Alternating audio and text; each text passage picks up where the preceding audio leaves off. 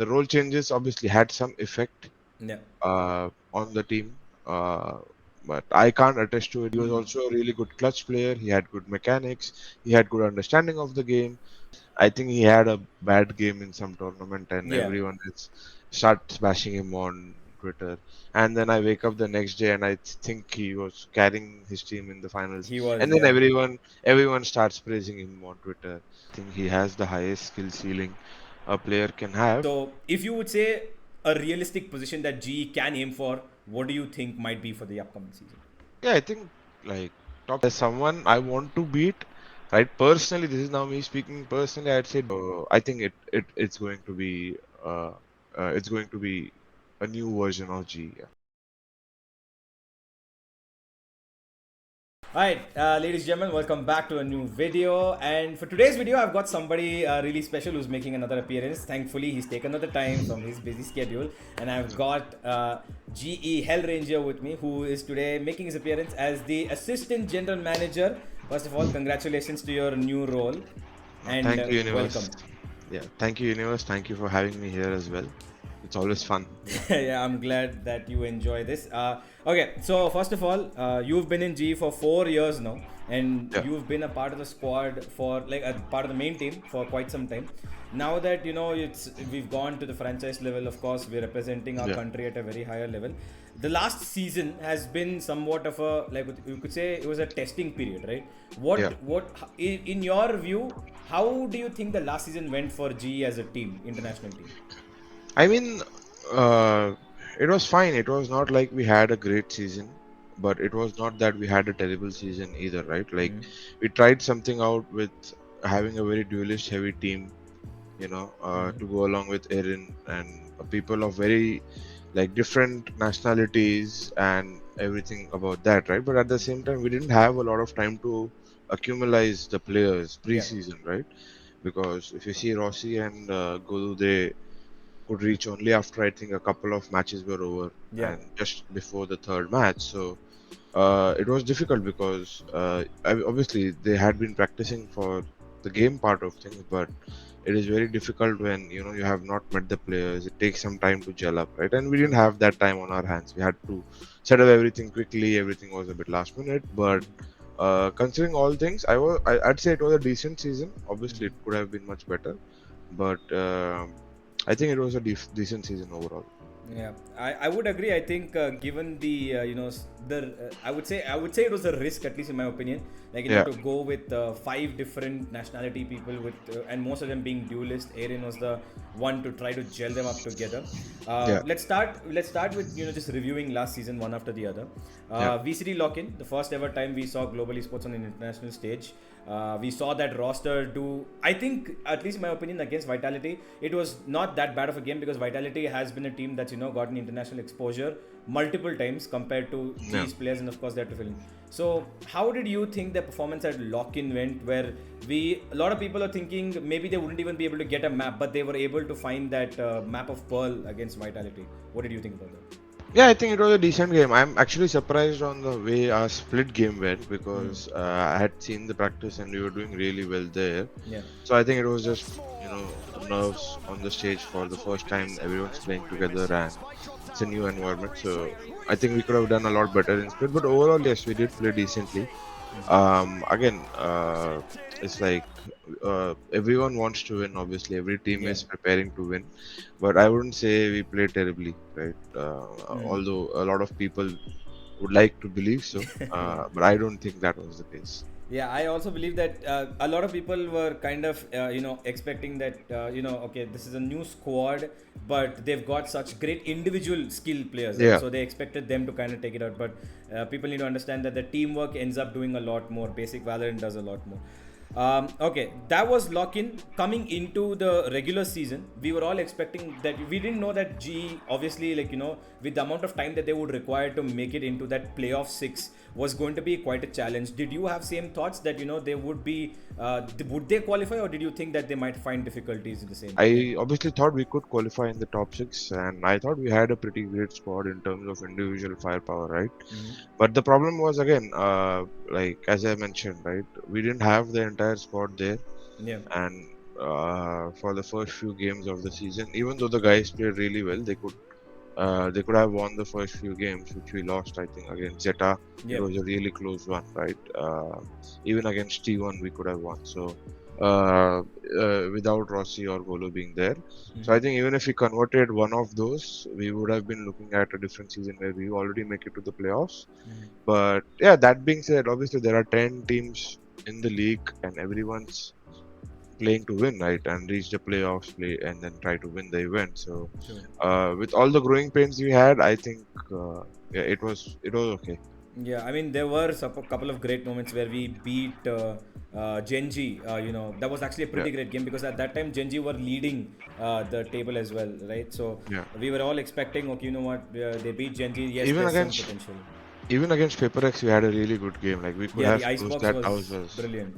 yeah, we could have closed that out as well, right? Because at that point, I think we were trying the entire 6 or 7 man roster where we were shuffling players between the maps, right? And I think after that stage, it was decided that they would stick to 5 players. Obviously, I was not there last season, so I can't attest to that, but that's what it felt like from the looks of things. Yeah, that was actually my next point coming to it. The 7 man roster that we had, including, of course, unfortunately, we didn't get to see Ronsky play out the entire season. He had unfortunately not able to join us. But we basically had a 6 man roster. Yeah. Do you think that the amount of shifting that happened kind of caused the problems? Because yes, we saw Lightning Fast come in. He played the Raze role. On Split, that was a couple of times. I think it was twice he played. Then Rossi found his way. Rossi was having to go through, having to play an initiator. Then he had to shift back to duelist again. Do you think these role changes kind of affected the team, or was it some other problem? Do you think that actually happened? Yeah, I think personally, like if you have so many players who were duelists, right, someone or the other will have to sacrifice their roles, and I don't think a lot of people are usually happy with sacrificing their roles. So, as you said, right, there needed to be a transition period where everyone was trying out different roles to see which suited the best for the team, and I think we went through that, but at the end of the day, you still make some changes if players are not feeling comfortable or if they're not feeling up to playing that role. Yeah. But if you look at Monet, for example, he switched to controllers, which he had never played before, but he turned out to be a star. And Yeah. even when we talk to him, he's like, "No, I want to stick to controllers. I think I played really well. That's my calling." So, yeah, like there were some things which we obviously given there had been a longer preseason or we had obtained the work visas or if there were not growing pains we could have done better, but given everything I think yeah the role changes obviously had some effect Yeah. on the team, uh, but I can't attest to it because again I was Fair enough. not Yeah. there Yeah. Fair enough. last. This is just my understanding of this. Got it. Got it. Okay. So last season, of course, we ended on 7th position. We missed out by playoffs just by one game. That final game against Team Secret, I believe that we had. Yeah, It could have gone the other way, but either way, what do you feel? Do you know now that almost the entire team is changed up, right? Do you yeah, think there's a completely new learning curve now? Because the only player who's actually there from the previous lineup who's gonna be here is Lightning Fast now. yeah. Talking about him, particularly, he's the only one who's seen the previous edition. He's going to be in the next edition. He's got a lot of experienced players around him. Personally, you've known him for so long now. What do you think about him being in the playing five this time? Yeah, so even when we had the old roster, I've always told Lightning Fast, I think he has the highest skill ceiling a player can have, only if he puts his mind to it and understand what he can do, that he'll be able to achieve it. Yeah. And I've had a lot of talks with him during the season and explaining it to him that what we are expecting from him, what we want him to do. And I feel obviously given some time to grow and develop, he can do a lot of damage on the stage, right? Not to say that he can't do it now, but I feel his potential is still unexplored, and I think there's a lot which we can improve by working with him, which takes it to the next level. So that's what I am hoping for from Lightning Fast. And talking about the rest of the team, yeah, obviously it's a new bunch of Yeah, I players. mean, it's actually got the last of the last. This is the thing that people have been saying. Last season it was like 4 duelists. Everybody's trying to settle in. Now we've got like basically 3 IGLs in the form of Benkai, and even Blaziking, who's there. And we still don't know who the import is, which is, of course, still under wraps. I'm pretty sure you would probably know. Yeah. But considering you know the entire squad, okay, we've got Lightning Fast, we've got Rust, we've got Benkai, who's, I think he's a very good addition. And of course, we've got Blaziking and the fifth player, of course. Now, if you are to give us a little bit of an understanding, because you would have obviously talked to the team, you know what's happening, the practices, how good are they currently in the last couple of months that they've been practicing? How would you see? So obviously, no, we have not started practicing yet, Oh, okay. because yeah, we have not announced the entire roster, and with some people living abroad and everything, it's not possible to. But we start soon. We start our boot camp as we speak in a week or 10 days from now, Okay, that's hopefully. good. That's good. So that will be when we start our preseason practice. Till now, the players are just playing rank with each other, having fun. So that's pretty much it from that end. Okay, now I want to ask you individually, right? Like you've played against these players also when you were playing. You've played against Blaziking when he was in Boom. You've played against Benkai when he was in Paper X. I want to ask you about individually each player. Right? You told me about Lightning Fast. What have you spoken to Benkai? Have you understood what he wants? Like, have you gotten an idea and as to what direction he might want to lead the team? Is it similar to Paper X, or do you think it's kind of different ideology now? So, Benkai will not be leading the team. It will be Russ who will be leading the team, Oh yeah, actually. yeah. Yeah. So, but yeah, I've had a talk with the players, right? But for us, team cohesion or doing things together for your teammates are something which are more important than individual. Like I always believe, it's not the individual who wins the game. It's obviously going to be the team True. at the end of the day. So I come from that philosophy, and I mean, I leave it up to the coaches to decide what style of play they want to have. We have a great coaching staff in Spin and Morgan. We have the players, right?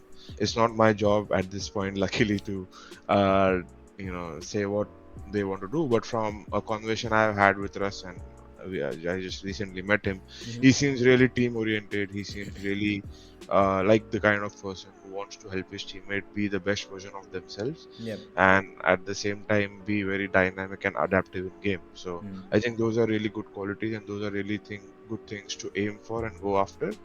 So I think it's going to be a new version of G. Yeah. Yeah. Also about Blaziking, of course, he's also he's been pretty consistent with his role on Boom as well. What made, if you would know about the process, what made G go for Blaziking? Given all that there were other options there, what was Blaziking's USP? So for me, right, while we were watching Blaze King, and I'll speak from my personal experience of what I had with regards to his feedback, he was really consistent, right, throughout Yeah. the years as well, and throughout the games which I saw as well. Really consistent, really solid, someone who's dependable, someone who can play multiple roles. He has played initiator, he can play controllers, he can play sentinel. So you love to have a player like that, because he's dependable. So True. regardless of what role you put him on, he's going to put up a solid performance. He won't be the guy who's always going to carry you, but he'll always be the guy who'll do something for the team in that particular situation and step up when needed. He was also a really good clutch player. He had good mechanics, he had good understanding of the game, even in terms of, let's say, helping out the IGL. He was not the IGL on Boom, but he was really helpful where, as to, there are some situations where you have to wait or Yeah, he call was doing manually. secondary calling at times Yeah, for Boom. yeah, or control the team in certain environments, or control the setup on a particular site, right? So he was doing all those things really well, and I was really impressed by what I saw, and that's what the feedback I gave back to the coaches and everyone else. So I Right. feel like he's a really solid, dependable, flexible player. I agree. I agree with the same. And there is, of course, before I go to the final player, of course, Benkai is somebody who loves playing for fun, right? Like, we've seen him when he's Paper X. He's the biggest meme guy. He's bringing the memes now to GE.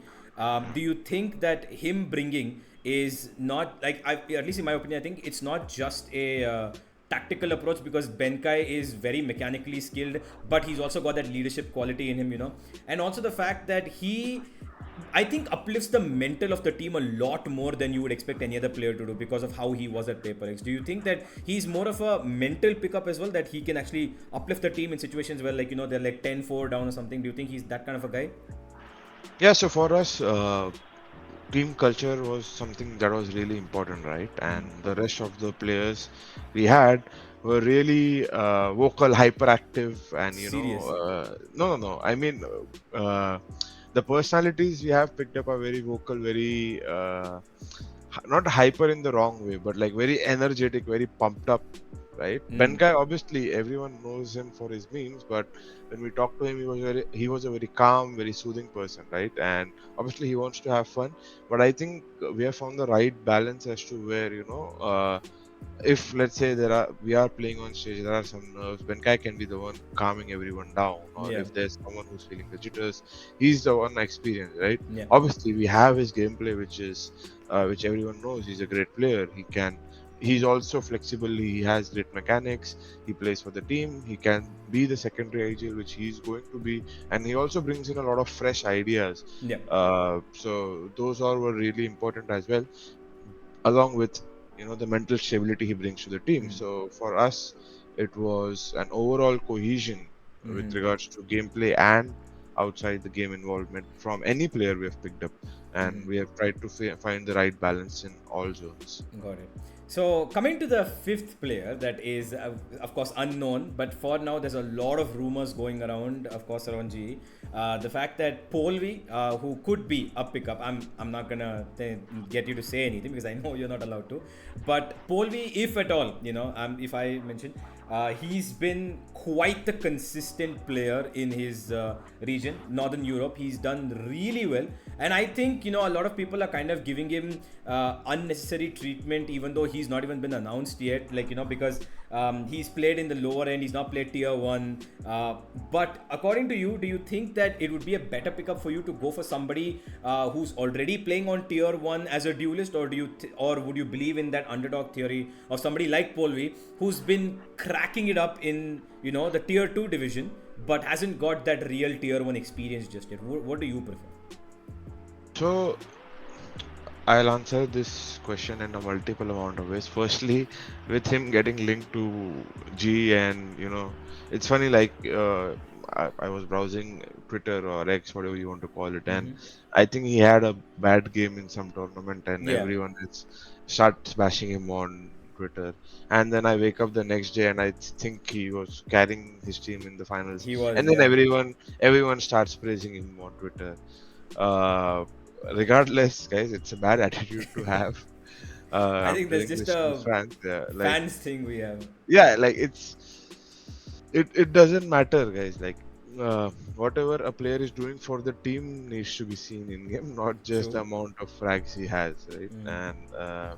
And with regards to answering your question, whether I would prefer to pick up a tier two player who's been cracking it up, or a tier one player, who just hasn't had a great season, or who had a recent season. For me, the answer would not be straightforward, but it would be dependent on a few factors, right? What is the mentality of the player? Is he Mm. still hungry to win? Is he coachable, right? Yeah. Can he mold? Does he play for the team, or does he play for individual glory? Uh, like, does he have the right mindset? Yeah. Right? Can he bond within the team? So those are all questions I look into, right? So Mm. when you see, uh, obviously, a lot of the players who are constantly playing at the top level, they tick most of these boxes, and then you'll see some top players who'll fall out of contention because they don't have the right attitude, or they don't have the right mentality, right? Mm. Or you see some youngsters will have all the right things going for them. So Yeah. it all depends on what set of players have what values, and I'll pick dependent on that. And obviously, at the end of the day, if I find two similar players, it comes down to the like everything comes down to the game at the end of the day, right? Mm-hmm. So that's the biggest factor as well. But Got if it. I have a similar game, I'll consider all these factors as well. Understood. Okay. All right. So that is about the team. There is one thing that I wanted to know from you because you've also been the IGL. You are a leader, right? Do you think having the now there's such it's a huge shift of the team dynamic. Last season, four different duelists. They had one leader with the coaching staff. Now they have two potential IGLs, Benkai and Russ. Blaze King, who's done IGLing in the past, and he was a secondary IGL for Boom. He wasn't a primary one. Do you think there might be a difference of opinion as to what direction they want to lead the team because of these many minds, great minds there? Yeah, I think all the players are thorough professionals, right? They won't, like, if let's say Russ is leading and Benkai is the second IGL, Blaze King is not going to say, "Oh, this is wrong. We should not do things this way," right? It will be the direction of the team. It will be direction of the coaches and the players, right, at the same time. So I don't think, and with the personalities we have, it is meant, like, the goal is to have everyone on the same page or have everyone gel with each other, Yep. right? Obviously, you'll have disagreements, you'll have arguments. That's natural in any team. But I don't think we are ever going to have a situation where one of the players is going to diss on other or like say, oh, this is the wrong way to do things. I Yeah. don't think it's ever going to happen. I think healthy arguments are necessary, and I feel we want to create a system where criticism is acceptable, like it's taken positively and Absolutely. not Yeah. negatively, right? So True. the way we build our team environment is also very crucial for the same. Got it. And Got it. to be honest, while we were picking the lineup, it never crossed our mind. Oh, are we picking two or three agents? Right? It was always about like what role can everyone play in the game and outside the game, and that Got it. was what it was about.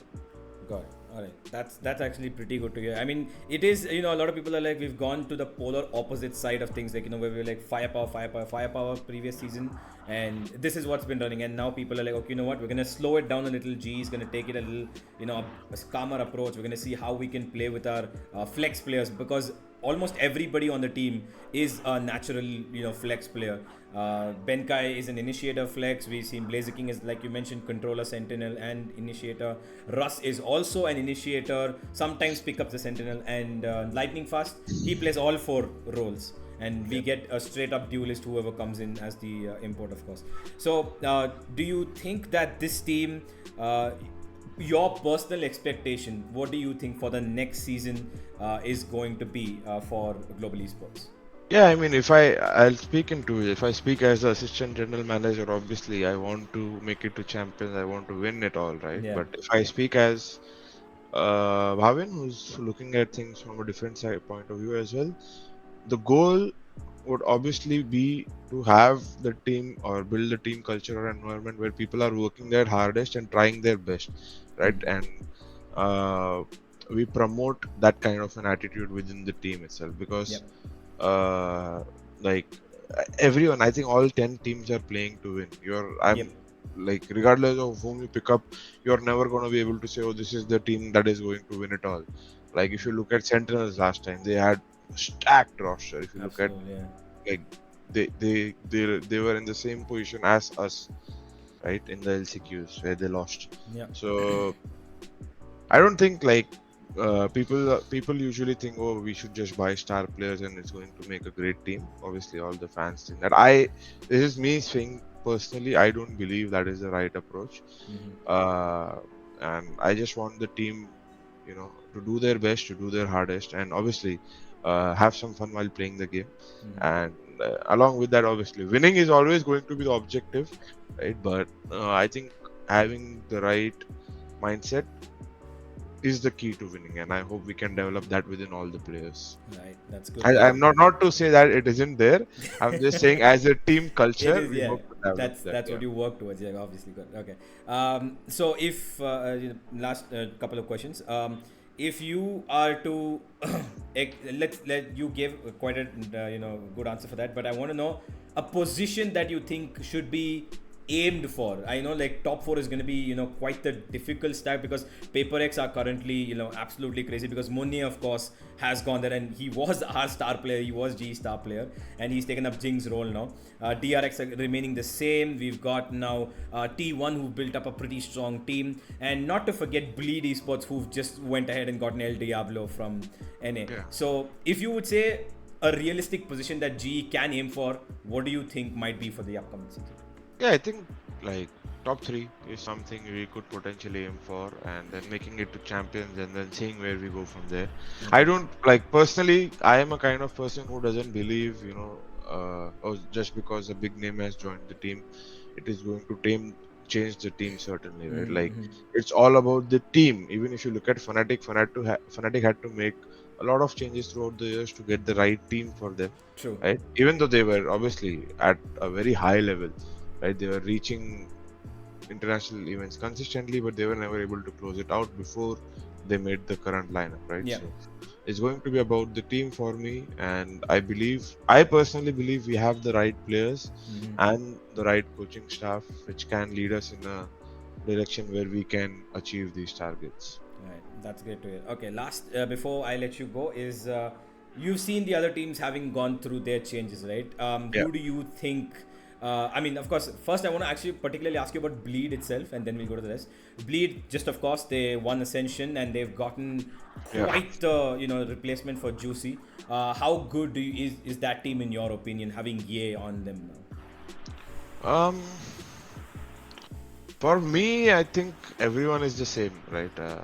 Like I don't like again, as I said, I don't want to say that just because they got A, they are going to be an amazing team. Mm-hmm. I believe they were a good team even before that, right? So Yeah, for me, it stays the same. It's going to be see, A will only be A as long as the team system is working, right? yeah, Uh, like no disrespect to A, he's a great player, but you see A on Disguised and you see A on Optic. They are two different players because of the absolutely. kind of team style or teammates or the team environment, whatever you want to call it, right? Agreed. So it's always going to be the difference, right?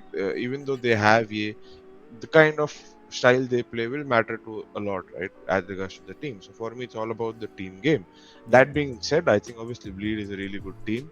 Everyone in who's in the league is there for a reason, and Bleed having won their way through the ascension makes it, even more sweeter for them and for everyone else. They need to keep an eye on them. Right. Okay. Before I let you go, which team do you think might be, the biggest content like competition for global esports in the upcoming season? Apart from let's keep PaperX out because of course they are, they just came back from champs, so they still hold as one of the best teams in the world. In this, who do you think is like the because last season I believe RRQ was quite the tough competition. Like they were facing you at the same level, and also Team Secret and all these. This season, is there any particular team that you're looking at? Like okay, this might be a tough competition for us. We need to beat them. Oh, I think all the teams are good in this season. But if there's someone I want to beat, right? Personally, this is now me speaking personally. I'd say DRX would be someone. They have been the flag bearers of the Asian scene for a long time. So if we can, get a great win against them, it would be great. But obviously, like for me, it's all like we need to beat everyone to make it to wherever you want to make, right? Absolutely. Or be on our best at least. Like I just want us to be on our best. Mm-hmm. Even if we lose after that, it's fine. I can we can digest that very easily. I just want the boys to play on their best and have some fun. That's about it. Okay. Thank you so much, Hellranger, for joining me. That's about it I have for you. Thank you so much for giving your time, and hopefully the boys do well this time. A whole Yeah, different new team, and we keep GE fighting. yeah, yeah. G fighting, G winning all the way. GE winning. Alright, done. So that was Hellranger with me, and he's given his 2 cents about what could be GE's upcoming future and what was their past, how the differences are there. While I do believe that this squad is a little bit more well-rounded thanks to the amount of versatility that all of these players present, I believe that this squad will have a better result.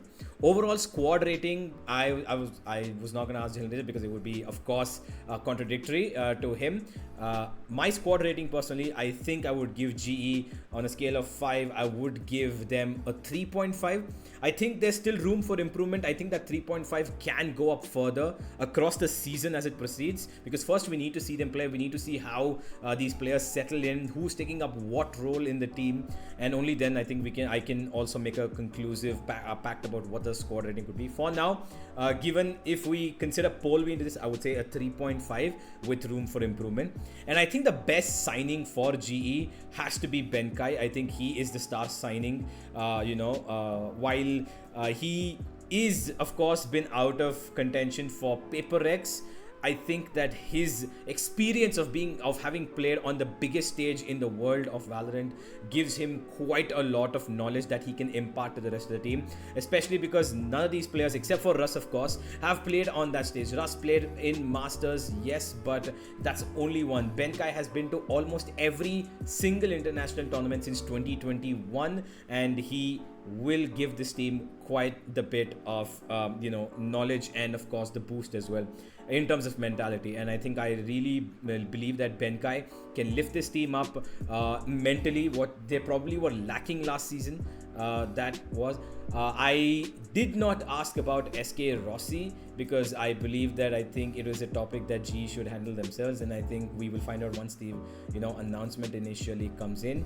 But yeah, that's about it. See you guys in the next one. Tell me what you think about GE down in the comments below. Let's get a conversation going. This is episode 2. Episode 3 coming up. Bleed Esports.